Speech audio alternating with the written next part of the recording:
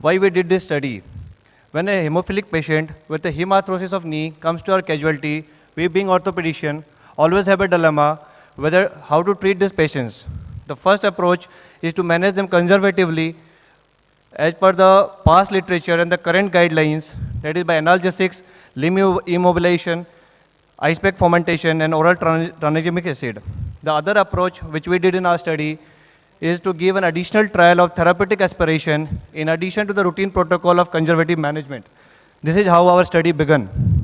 So the aims and objectives were to evaluate functional outcome of aspiration in acute hemarthrosis of knee in hemophilic patients and to compare it with conservatively managed patients.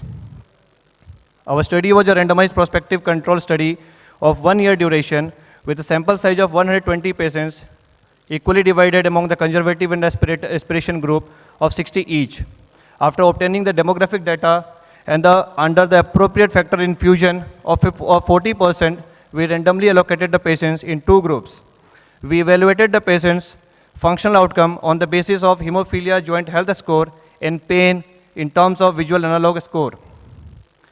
Our inclusion criteria, we included all the patients of age greater than 5 years for 2 reasons, one for the better objective outcome and second for a better pain tolerance. We excluded all the patients who are having hemarthrosis in any other joint except the knee, and we excluded the patients who were inhibitor positive. The reason being the factors will not be working in the patients having inhibitor positive, and we have to give an additional infusion of FIBA, that is the factor 8 inhibitor bypassing agent.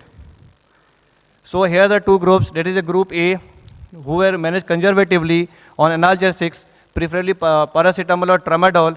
Nowadays we are giving etoricoxib and giving limb immobilization, ice pack fomentation.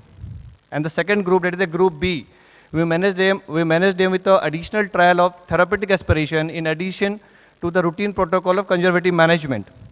Under all aseptic precaution, we aspirated the patients by the routine superolateral approach. In some of the patients in whom, for example, there was a fixed flexion deformity of the knee, we preferred to go for inferolateral or the inferomedial approach for the aspiration. After the aspiration, we again evaluated the functional outcome in the basis of hemophilic joint health score and visual analog scale at a serial interval of 4 hours, 48 hours, and 7 days. So we can see as highlighted in the result that there was a declining trend in both the groups, group A as well as group B.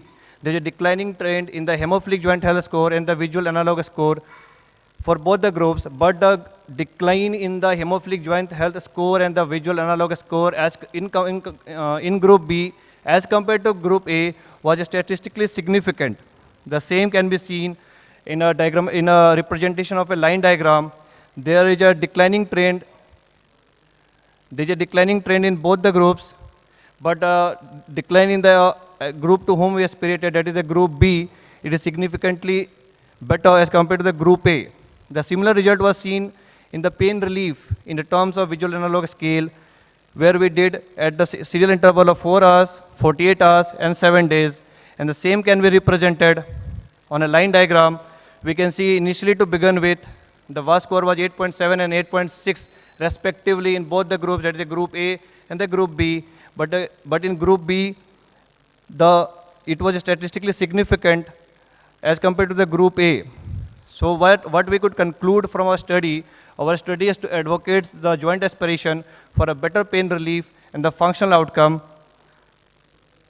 with having no complications, early symptomatic relief, and a better functional outcome. Thank you.